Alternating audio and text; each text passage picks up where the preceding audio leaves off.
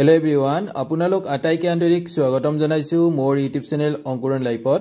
মই ৰূপম ত্ৰিশান আৰু আজিৰ এই ভিডিঅ'টোত আলোচনা কৰিবলৈ লৈছো ডাইৰেক্টৰ অফ এলিমেণ্টাৰী এডুকেশ্যনৰ ফালৰ পৰা প্ৰকাশ পোৱা 4500 এলপিইউপি টিচাৰ ৰিক্ৰুটমেণ্টৰ আজি প্ৰকাশ পোৱা অতি গুৰুত্বপূৰ্ণ জাননীখন।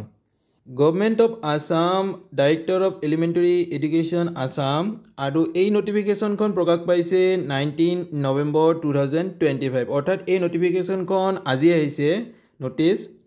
It is for information of all the candidates who have successfully submitted their online application against the Director of Elementary Education Assam advertisement nong E573006/28 and E573006/32 date 8 January 2025 for recruitment of regular teacher of LP and UP school.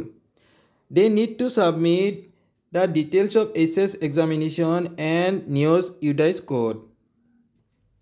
So, যিসকল ক্যান্ডিডেটে regular teacher LPUPৰ 4500টা পদৰ apply কৰিছিল তেওঁলোক প্ৰতিজন ক্যান্ডিডেটে higher secondary ডিটেইলছটো submit কৰিব লাগিব আৰু যিবোৰ ক্যান্ডিডেটে নিউজৰ অধীনত ডিএলএড কৰিছে তেওঁলোকে UDIS কোডটো সাবমিট কৰিব লাগিব। যদি নিউজৰ ক্যান্ডিডেটসকলে UDIS কোড সাবমিট কৰাত অথবা ৰং UDIS কোড সাবমিট কৰে তেতিয়াহলে ক্যান্ডিডেটসকলৰ প্ৰাৰ্থিত্ব কোনো কাৰণত কনসিডাৰ কৰা নহব।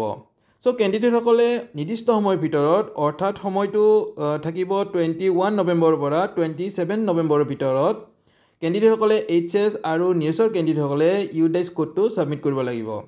ইয়াৰ বাবে ক্যান্ডিডেটসকলে অফিচিয়ালি ৱেবসাইট ভিজিট কৰি ক্যান্ডিডেটসকলে নিজৰ ডিটেইলছবোৰ সাবমিট কৰিব লাগিব আৰু অফিচিয়ালি ৱেবসাইটটো হৈছে dwe.assam.gov.in। গতিকে ক্যান্ডিডেটসকলে সময়সীমাটো মনত ৰাখিব 21 নৱেম্বৰ টু 27 নৱেম্বৰ আৰু এই প্ৰসেছটোৰ ৰিক্ৰুটমেন্ট হৈ যোৱা 5500টা পদৰ মাজত প্ৰসেছ কৰিবলৈ দেখা গৈছিল। যদি ক্যান্ডিডেটসকলৰ এই নোটিফিকেশনটোৰ ওপৰত কোনো ধৰণৰ কনফিউজন অথবা ডাউট থাকে তেতিয়াহলে কমেন্ট কৰিব পাৰিব আৰু ভিডিঅটো যিমান পাৰে সিমান শেয়াৰ কৰি দিব যাতে এই গুৰুত্বপূৰ্ণ খবৰটো 4500টা পদত এপ্লাই কৰা প্ৰতিজন ক্যান্ডিডেটে গম পায় আৰু এনেকুৱা ধৰণৰ জব ৰিলেটেড ইনফৰমেশনৰ বাবে এই চেনেলটো সাবস্ক্ৰাইব কৰি ৰাখিব। সো ধন্যবাদ।